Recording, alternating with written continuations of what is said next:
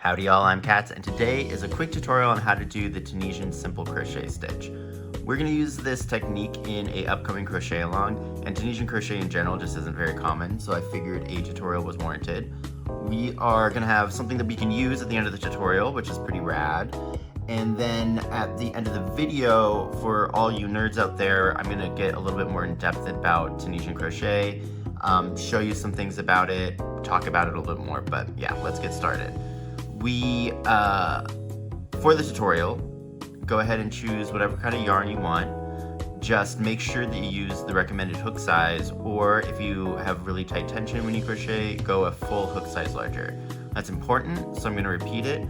Use the recommended hook size for your yarn, or if you have tight tension, use a hook size larger. I'm using a chunky weight yarn today, so I'm using my 6mm crochet hook, and we're just going to start with a slip knot on our hook, and then for the tutorial we're going to chain 19 bloop. So let's see, 1 2 3 4 5 6 7 8 9 10 11 12 13 14 15 16, 17, 18, 19, we made it. All right, so then we have our chain, right? We got our front part of our chain that has all of our V's, and then on the back, we have these little bumps. See those guys? These little bumps right here. We're gonna work into the bumps just so that we have a nicer edge. So the second one from the hook, we're gonna go in there, and that's gonna be our first loop. So far, everything's pretty normal to regular crochet, but here's where it changes. I'm gonna leave that on my hook, and I'm gonna go into the next bump, and I'm gonna yarn over and pull up a loop. And I'm going to continue going through each back bump all the way down my chain and pulling up a loop, but keeping them on my hook. This is pretty much the main thing that makes Tunisian crochet different than your standard crochet. We're still using a single hook, but we're going to be completing our stitches in 2 passes, or I should say our stitches and our rows in 2 passes. So if you think about it, when you're normally crocheting, you'll crochet all the way across a row and either turn if you're working flat, or you would start your next round once you got to the end when you're working in the round. But with Tunisian, we are gonna go all the way to the end, and then we're gonna come all the way back, and that's gonna be the finishing of the round. Or of the row. You can also do this in the round though, just a little bit trickier. So that being said, we want to make sure all of these loops are staying on our hook. I'm using a chunky yarn, so mine's going to take up more space than yours is, but you can let them slide down and kind of hold them in with your fingers. It's going to feel a little weird at first since you're not used to it, but soon you'll get used to feeling the yarn underneath your hand as you're going along. All right, we are almost there. So yeah, like I said, we're doing this in 2 passes. So this would be the forward pass of the foundation row. Forward means that we're working towards the end, right? So that looks like it's my last bump. Got that, pulling that up. All right, so then we can tell that we completed our forward pass when we have the same amount of loops on our hook as what we started with, right? So we should have 19. 1, 2, 3, 4, 5, 6, 7, 8, 9, 10, 11, 12, 13, 14, 15, 16, 17, 18, 19. Perfect. Now to start our return pass, to finish off the row, we're going to yarn over and pull through the first loop on our hook. This is just going to create a nice straight edge for our piece. Now, for the whole rest of the return pass, I'm going to yarn over, pull through 2 loops on my hook, and that's going to be the completion of 1 stitch. say that again. So I'm yarning over and I'm pulling through 2 loops on my hook, completing a stitch. Yarn over, pull through 2 loops of my hook, just completed another stitch, and then we're just going to do that all the way down. You'll see that your stitches are traveling a lot on your hook. I tend to like to use these metal or like a smoother wood or even an acrylic hook just because of how much travel these need to do. You want to use something smooth, I guess. I literally just named every single type of hook. You want to use something that's smooth. Otherwise, you're going to damage the yarn or the stitches aren't really going to move that much. If you're finding it kind of hard to get into the stitches, just push them closer up to your hook and work a little bit smaller. But we're almost to the end of this row. And yeah, so last 2, but we're going to do it exactly the same. I'm just going to yarn over and pull through 2. And that is the completion of our foundation rows. So let's take a look at this real quick, just so we can kind of see what's going on here, this anatomy. So we have our chain that we started with. Then these vertical bars are that first loop that we pulled up. And then it's kind of hard to see, but if I pull this apart, you see how in between these 2 vertical bars, there's this other kind of loop thing. That's the yarn over pull through that first chain. So if we kind of think about this, we have vertical bars when we're going through, and then when we're coming back, we're basically putting like a chain stitch in between each of those bars, and then that's what's creating our full stitch. Now to continue working in rows, we're gonna do 10 of them for this project. I'll show you the first couple and then I'll probably piece out and finish.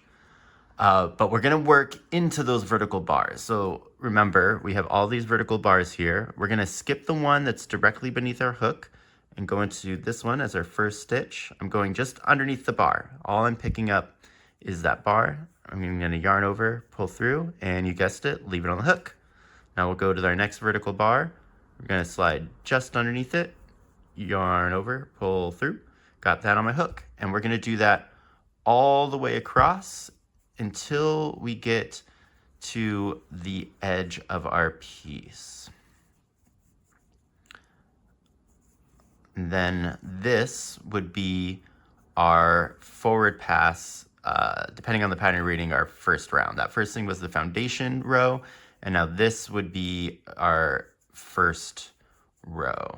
If we were doing like a pattern, like a stitch pattern specifically, or some written patterns will say that this would be technically the first. So the first forward pass, here we go, almost to the end.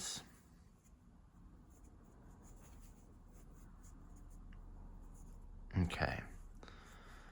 So that is here is my last vertical bar, and then that's going to be the edge. So let's go through our last vertical bar, pick up a loop.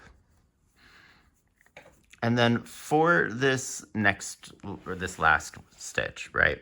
So I'm going to bring it up close here. That would be like the final vertical bar if we were kind of looking at it. If we just go through that, we'll have a wonky edge and it won't be straight. So we need to go through 2 loops. And to find that other loop, if we turn this sideways, do you see that bump right there? It's about half the size of our regular vertical loop right there. That's what we're going to want to go through. So we're going to want to pick up this one on the front and this one back here. So let me show you what that looks like. So I'm going to go in and then into that other one. It's kind of tricky here. I'll show you if I would get this pointer. So it's this one right here and this one. So let's do that. Gonna go into those. This is almost kind of like that foundation stitch. If I go in and into here and then turn it around, it's this stitch right here. It's that one that's touching my hook. And we'll pull up into that without splitting it maybe. Nope. Yeah. Oh, that's split. Sorry, that was split. There we go. Yarn over and pull up a loop Cool. So we got it. Oh, we almost lost one. And then we're gonna do our return pass in exactly the same way. So we're gonna yarn over. I'm gonna go through one so that I make a nice edge. Then I'm gonna yarn over and pull through 2 loops on my hook. Yarn over, pull through 2 loops. Yarn over, pull through 2 loops. Pull through 2 loops. And do that all the way back.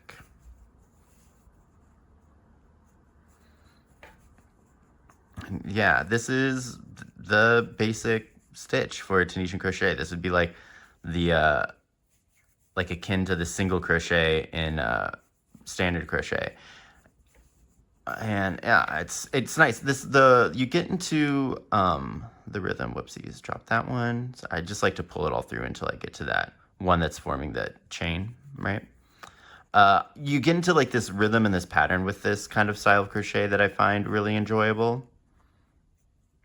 And then on the next one, we'll kind of talk about my hand movements when I'm doing this.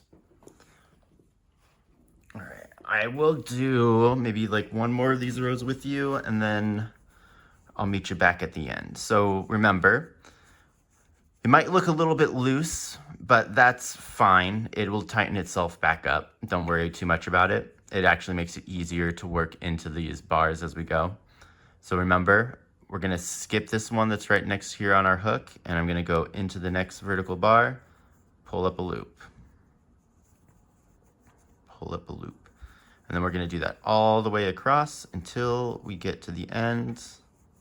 And just a reminder, this is called the forward pass.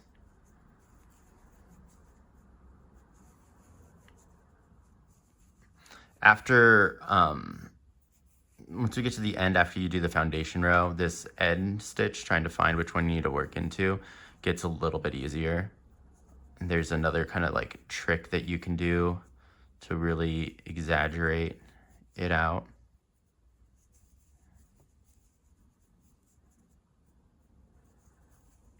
Okay, so here's my last real vertical bar. And then end stitch. So again, there's the end vertical bar. If I turn it sideways, it's this stitch behind it. That's gonna be the one to work into. A good way to kind of do this is if you take this corner and kind of tug at it, it'll loosen things up, and you can really see now that this goes bloop and then straight over. There's the vertical bar that we need to work into. And if I turn it to the side, do you see that one that's kind of like hugging over? Like it's really close to this one. It's kind of hugging over into it, into that first one. That's the other one that I want to go under. So I'm going to go under here, under my first stitch. And then here's that other one. I'm going to go underneath it too. So then I've got 2 loops on my hook. Oh, 2 loops on my hook. I don't know if you saw any of that. I'm going to back that out, and we're going to just redo that for you. Okay, so pull that in. So we see that it could go straight up and then over. So there's the vertical bar that I want to go into. Here's its companion on the side. You can tell it's that because it's like coming out from the one below it and hugging it over, and then it looks like it's going into our other bar. So I'm gonna go into my first bar and then into this accompanying bar. Way easier than that first time. I've got 2 loops on my hook. And then I'm gonna yarn over and pull up a loop. Then we're gonna do our return pass. And our return pass for the simple stitch is always gonna start with 1 pull through, yarn over, pull through that first loop. Now we're gonna finish it off by yarning over and pulling through 2. On this one, I wanna show you some things just so that you know when you're doing it and you can troubleshoot. If I yarn over and only pull through 1, this is what we're gonna have. It looks like that there's a free-floating loop on our hook, and then if I were to go and then pull through 2, it's kind of hard to tell, but do you see how there's a space there and it's a gap? We've essentially just put an extra stitch into there. So let me go back and undo it. That's the way that we're gonna be able to tell that we did an extra stitch. So actually, let's go fully back to the beginning of here. So again, if I only yarned over, pulled through one, and then we're continuing on with my Tunisian, and I looked at it, I can see that there's a larger gap on this side. So I know that that's where that mess up is. So I'll just back up slowly, take this extra out. There's the extra, and then go back in. Okay. So that is what not going through two looks like, and only going through one when you're in the middle. So now let's see what it looks like when I go through three. When I go through three, we have what looks like two vertical bars and a V. Here, we'll make it a little bit easier to see. So now we can kind of see the difference. So I've got some nice vertical bars. Then I have this set right here that almost looks like it's in a V pattern and more vertical bars. That means that I did three, which is a decrease, but we're not trying to do decreases right now. So let's take this back. Talking about decreases though, the thing that's interesting about Tunisian crochet, and a spoiler for later, is you can do your decreases in either the forward pass or the backwards pass, which gives you two different kind of reflected shapes that you work in, which is applicable in some instances, and it will be very applicable to the pattern that we're working on. Okay. So let's continue. Maybe one more thing. So when I pull through these two, this is how I know that I've done it right. I have one stitch that's kind of going horizontal, one that's going vertical. This stitch, the vertical or the horizontal one, is becoming the chain in between the vertical bar, which is this guy right here. All right. Whoop. Okay, so I'm gonna do one more with you at regular speed on camera. Probably not talking through it. We'll see how yappy I'm feeling. But then I'm just gonna probably continue working on camera, but speed it up, and then we'll go to the end. So let's continue on through here, noting, maybe I will yap through it, noting that we're not doing this first bar that's next to our hook. We're going into our next one.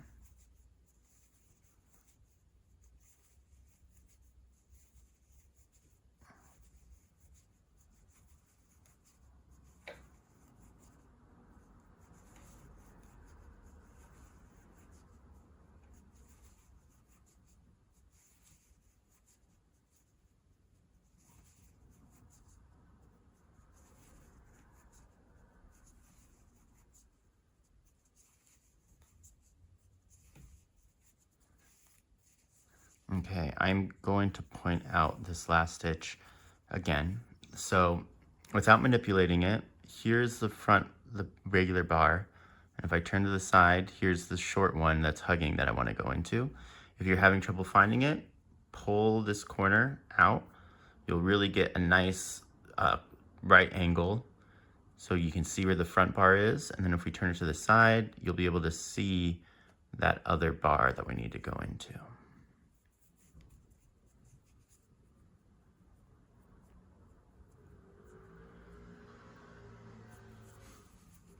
Completely off camera. All right. Then our final return pass. Remember that the first one we do is just a single, and then yarn over, pull through two, all the way across.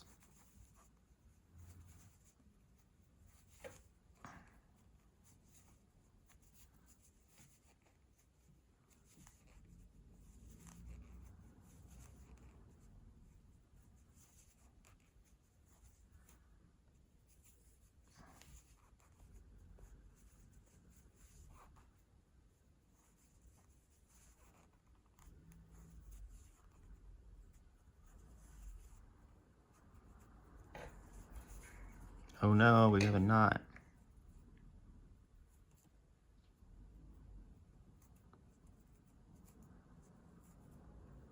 Cool. Alrighty.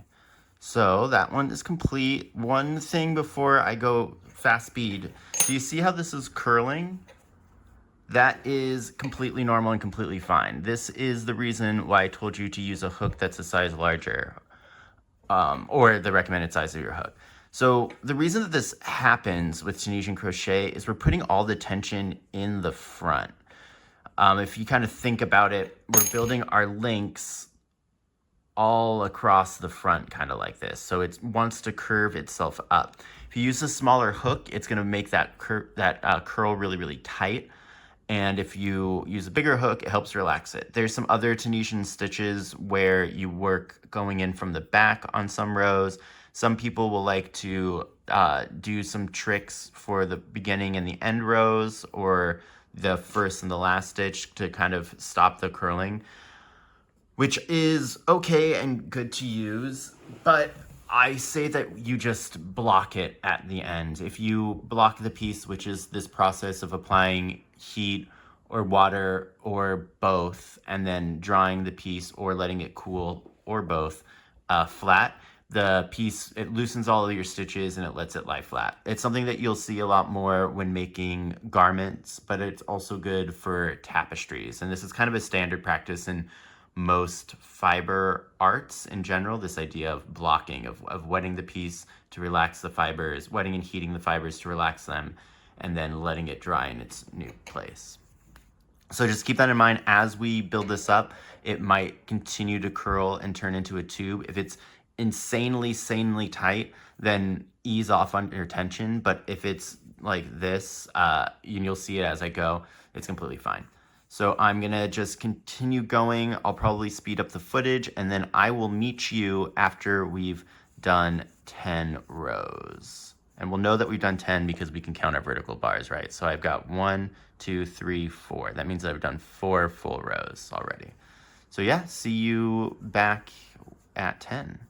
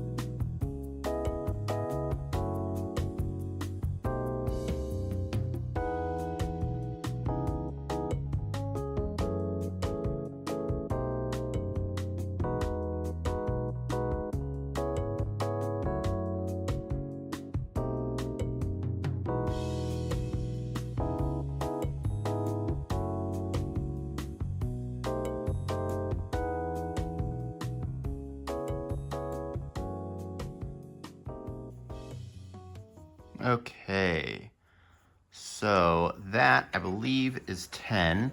You see that curl that I was talking about? Totally normal, we'll fix it later. So let me double check. So if I look, I have one vertical bar, 1, 2, 3, 4, 5, 6, 7, 8, 9, and 10. All right. So now for Tunisian crochet, you'll notice that this last row that we did, that I did, hoodoo, you do, the power of voodoo. I've actually never seen the labyrinth. Anyways, yeah, so you'll notice that there's like gaps and this one kind of feels taller. So we're gonna fix that by doing a bind off row. And there's a whole bunch of different ways to do it. I think this one's the simplest, the easiest, and one of the rare cases in life where the simple, easy thing is actually the better one. So what we're gonna do is we're gonna essentially just work slip stitches across each one of our bars. Now, the key to doing this is going to be not making them extremely tight. So we're gonna go in to our vertical bar, our first stitch. Remember, we don't count this one as going into, we go into our next one, and yarn over, and then I'm gonna pull through to make a slip stitch. Then I'm just gonna continue doing that. Now, my kind of trick for making slip stitches is I kind of like to kick my hook up a little. It's really subtle, but it gives the stitch a little bit extra height. Let me show you that again in slow motion. So I'll go in and then I'll kick like just a hair. I feel like slip stitches are the ultimate test in stitches, like an intention control. They're very finicky and it takes a while to get them down. The next pattern actually will have you'll have a chance to really work on them. I hope that some of these patterns are kind of, well, the crochet alongs that I'm going to be doing will be teaching you these techniques and like helping you improve on those skills that you know that you should improve on, but who wants to sit around there making a whole bunch of stitches for nothing kind of a thing, you know? All right, we're almost done.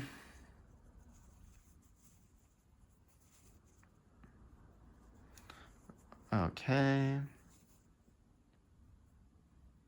And here we go. And then again, we're gonna do this just like our other one. So if I pull up that corner, we're gonna go through both of these loops on the edge. So we're gonna go through that guy and this guy. And then I'm gonna pull up my slip stitch, and then I'm gonna yarn over and just do a chain to lock it in place. And cut our yarn, pull it through, and that's it. We just made a little flat piece of Tunisian crochet. And by flat, I mean very curly. So what we're gonna do now to make this usable is we're gonna block it. Now, the blocking method you use is gonna be pretty dependent on what kind of yarn you use. I'm using acrylic, so I'm gonna show you how to do this for acrylic. It'll also work for cotton, but if you're doing wool, you'll wanna use a different method where you'll actually submerge it in water, but you also can do what I'm doing. And what I'm gonna do is we're gonna use steam. So I have a iron that I bought that I'm just gonna use for this, and my crafting towel, because I'm a nerd and all I do with my life is craft. So I have one of these. If you do not have an iron, what I would suggest doing instead is then just trying to use hot water. And what you'll do is you'll submerge this in not boiling, but very warm water. And then you'll take it out and you'll just lie it flat, and then you'll kind of push all the water out of it. Maybe like cover it with your towel and stomp down, and then just leave it flat and let it dry. But I like this steaming method because it's a lot quicker and it's not as insane. We've got a lot of color change with the light. So we're doing this in the afternoon, but bear with me. Okay, let me grab my iron. Should be done heating. All right. Now, it's very important that the acrylic will melt. So we don't want to put this directly on our iron. So I'm just going to kind of hover it above and kind of shoot the steam at it. Then I'll flip it over, kind of lie it flat. And the reason that this steam is working to block this is because the acrylic is just plastic, really. So we're almost like melting the fibers into the way that we want them to sit. And because of physics that is above my head, it will stay there. Another important thing to note, you're like, well, can I do this faster by folding the towel over it and just ironing it? And the answer is yes, it will definitely be faster, but you'll lose a lot of the fluff and the texture from the yarn because, again, remember we're working with plastic. So if we apply heat and flatten it, then it'll be flat and it'll dry flat and it'll lose all of its plush. So let's try that one more time.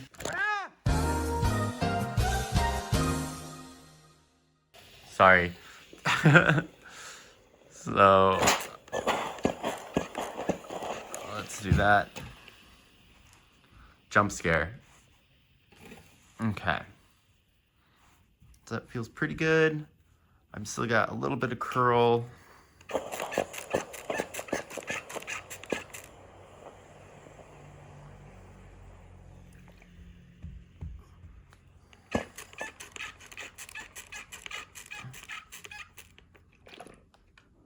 Okay, I think that should be good enough for our purposes. Might give it one more blast. And then let's see, I'm using a cordless one, so I had to reheat it.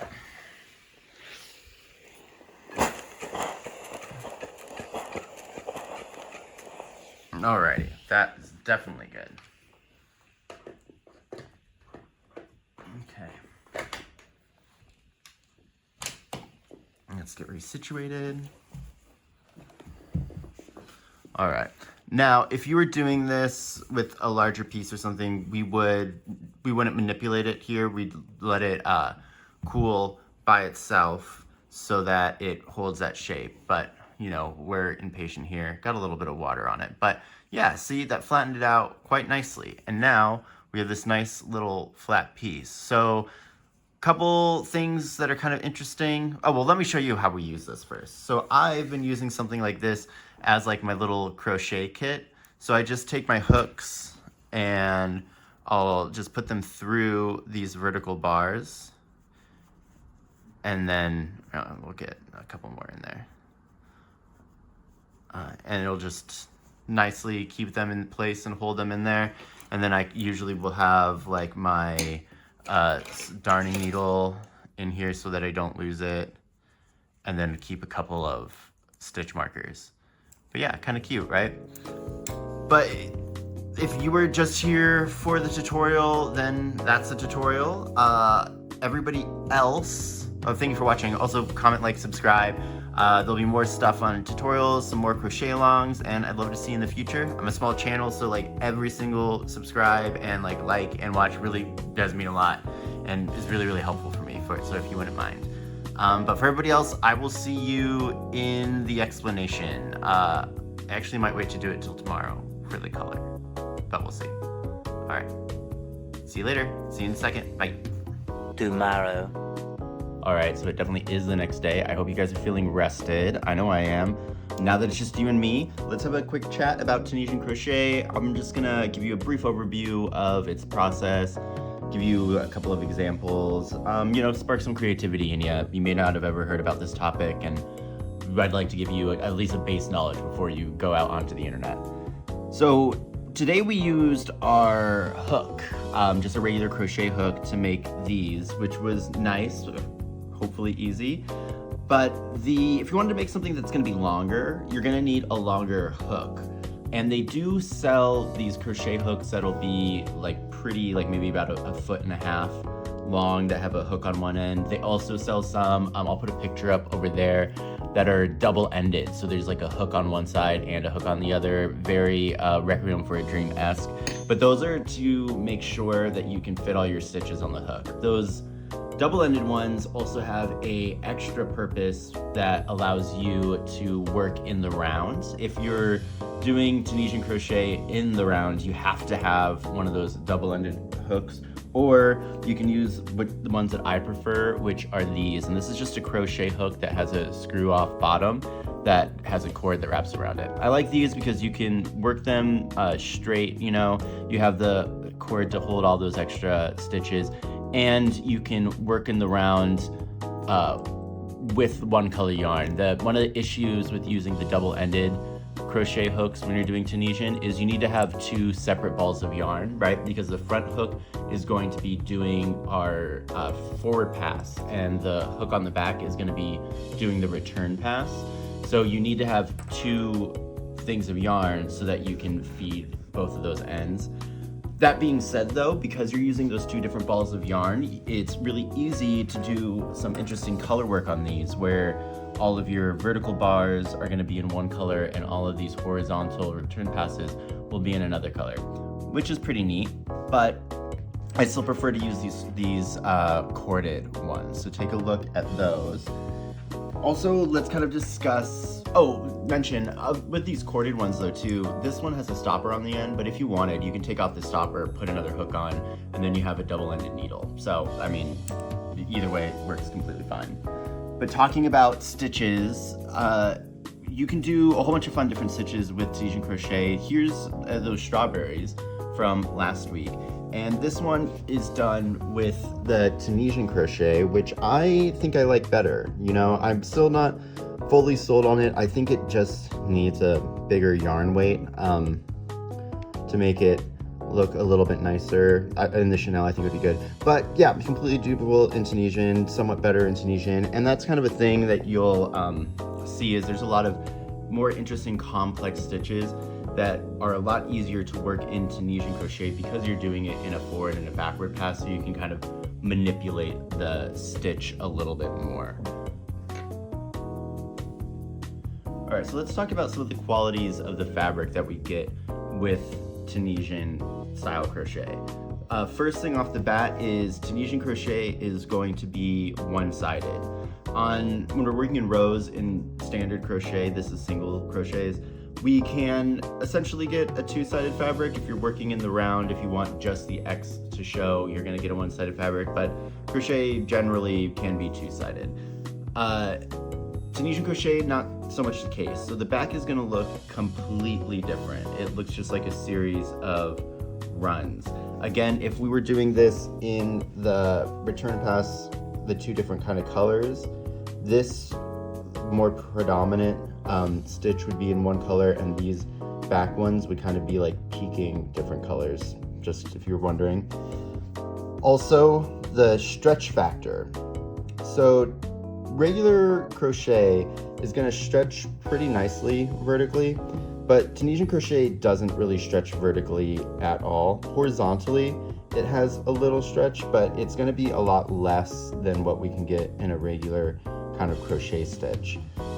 That is important if we're making garments, a little less important when you're doing amigurumi, but again, you most likely aren't going to be using this for amigurumi, though you could, and I'm interested in making a pattern with it. But that's for another time.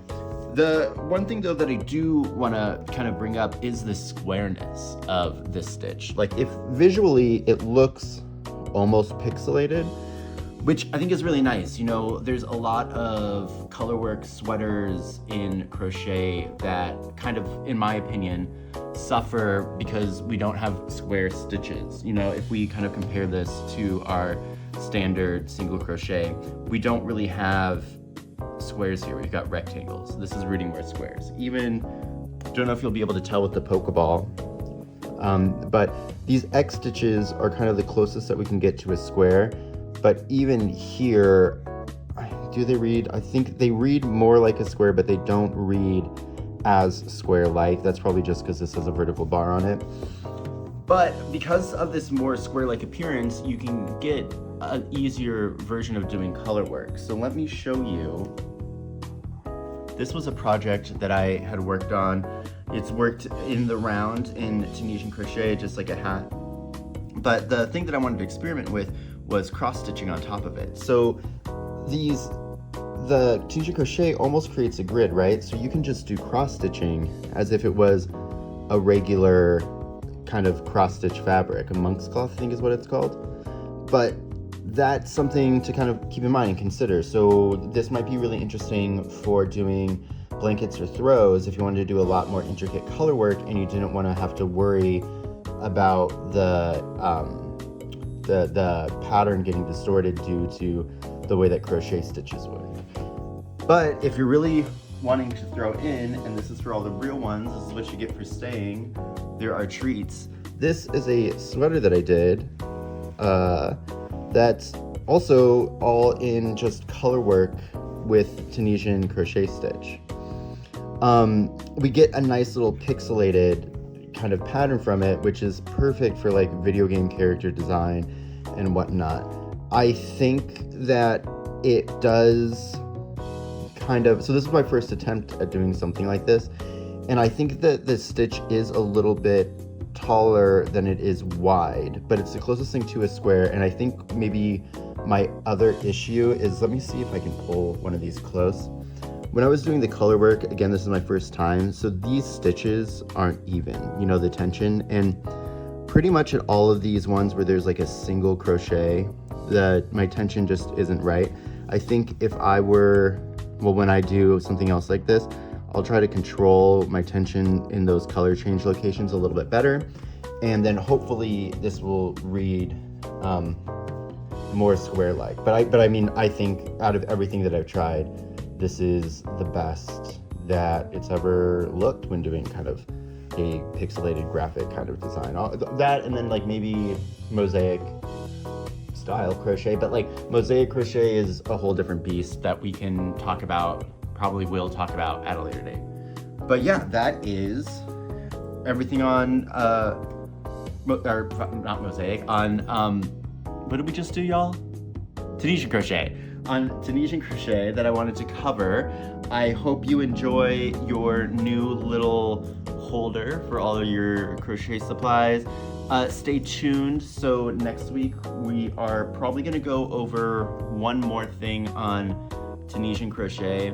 I'm still working on finalizing the pattern for the crochet along. Plus I have finals for school next week, so I probably should dedicate more time to that. But in the meantime, yeah, look up some Tunisian crochet, check out the Pokeball tutorial if you haven't yet. And yeah, I will see you guys later. Bye.